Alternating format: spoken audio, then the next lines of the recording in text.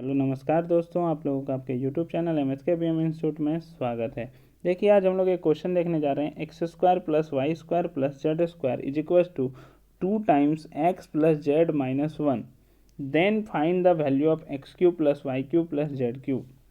अब देखिए इस तरह के जो क्वेश्चन होते हैं इसमें यदि हम ध्यान दें x cube plus y cube plus z cube का वैल्यू पूछा हुआ है, तो इस तरह के क्वेश्चन में हम लोग कोशिश करते हैं कि एक्स वाई जेड का क्या हम वैल्यू कैलकुलेट कर सकते हैं।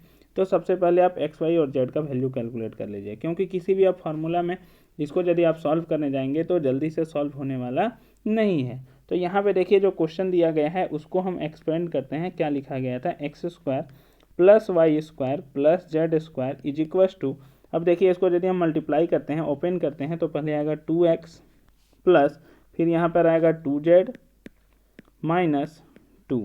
ठीक है, ये आया हम लोगों के पास। अब यदि हम इसके बाद इसको सॉल्व करते हैं, देखिए सारा जो वैल्यू है उसको हम उधर लेके जाते हैं। तो यहाँ पर आएगा x square plus y square plus z square minus 2x minus 2y, नहीं 2y नहीं है, 2z है।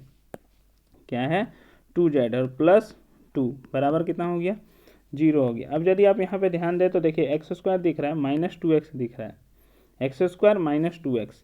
अब यहाँ पे आप याद कीजिए एक होता है फार्मूला ए प्लस बी का whole square, a square plus 2ab plus b square. ठीक है, एक होता है ए माइनस बी का होल स्क्वायर का formula, a square minus 2ab plus b square. ठीक, तो ए स्क्वायर दिखा यहाँ पे माइनस 2ab दिखा। अब बोलेंगे बी कैसे दिख गया, बी तो है ही नहीं। तो आप यहाँ पे ध्यान दीजिए एक्स माइनस 1 का होल स्क्वायर, 1 है ना यहाँ पर, एक्स का whole square minus 2 into x into 1 तो लिख सकते हैं ना एक्स के साथ। तो 2ab हो गया प्लस 1 का स्क्वायर, 1 का स्क्वायर कितना होता है, 1 ही होता है, मतलब x square minus 2x plus 1 होता है। तो अब ये जो यहाँ पर जो 2 लिखा गया है उसको मैंने क्या किया, 1 प्लस 1 लिख दिया, और एक 1 को मैंने इसके साथ ले लिया, x square minus 2x plus 1 plus, अब यहाँ पे क्या था, वाई स्क्वायर। अब एक जेड स्क्वायर भी है यहाँ पे, देखिए Z square minus 2z, Z square minus 2z plus 1 बराबर 0। अब बोलेंगे ये 1 कहाँ गया, तो यहाँ पे देखिए ध्यान से, ये जो 2 था इसको मैंने 1 प्लस 1 में तोड़ा था, एक 1 यहाँ पे गया और एक 1 यहाँ गया, 1 और 1 अभी भी कितना है, 2 है। सारा टर्म अब लिख चुके हैं हम लोग। अब यहाँ पे क्या है, देखिए x square minus 2x plus 1, यहाँ पर है वाई स्क्वायर और यहाँ पर है Z square minus 2z plus 1 बराबर 0। मतलब ये लिखा हुआ एक्स माइनस 1 का होल स्क्वायर, क्या लिखा गया है, एक्स माइनस 1 का whole square plus y square plus z minus 1 का होल स्क्वायर बराबर 0। अब देखिए कोई भी नंबर का यदि स्क्वायर होता है, तो यदि कोई भी नंबर का स्क्वायर है तो इसका जो मिनिमम वैल्यू होता है वो 0 हो सकता है या फिर 0 से बड़ा हो सकता है।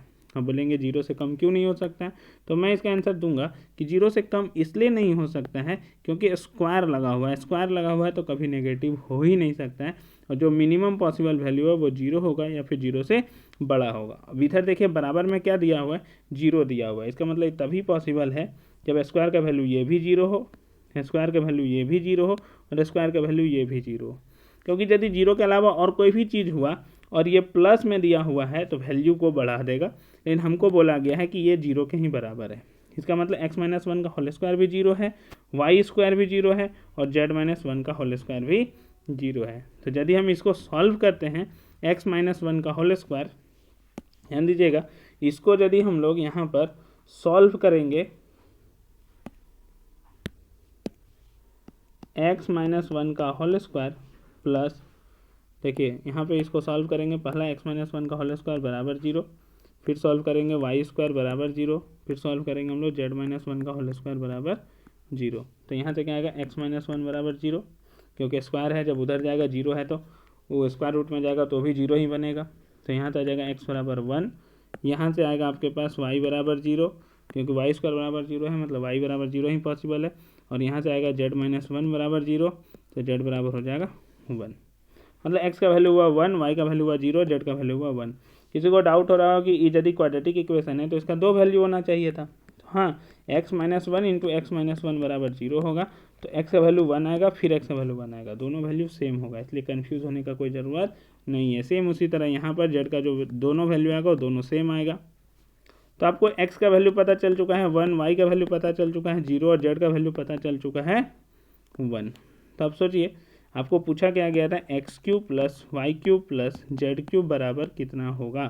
तो x का क्यूब मतलब 1 का क्यूब, y का क्यूब मतलब 0 का क्यूब और z का क्यूब मतलब 1 का क्यूब। 1 का क्यूब कितना हुआ 1 प्लस 0 प्लस 1, तो 1 प्लस 0 प्लस 1 कितना हो गया 2। आप यहाँ पे देख सकते हैं इसका जो ऑप्शन होगा वो होगा 2, मतलब इसका जो आंसर होगा वो हो जाएगा 2, x cube plus y cube plus z cube बराबर 2। इस तरह से हम लोग इस तरह के क्वेश्चन को सॉल्व कर सकते हैं। आपको ये वीडियो कैसा लगा आप हमें कमेंट के माध्यम से बता सकते हैं, और यदि आपको इसी तरह के कोई क्वेश्चंस में डाउट है तो आप हमें कमेंट से माध्यम से पूछ भी सकते हैं, आपको उसका सॉल्यूशन मिल जाएगा। ठीक है, हम लोग फिर मिलते हैं इसी तरह के वीडियो के साथ, तब तक के लिए धन्यवाद। Have a nice day.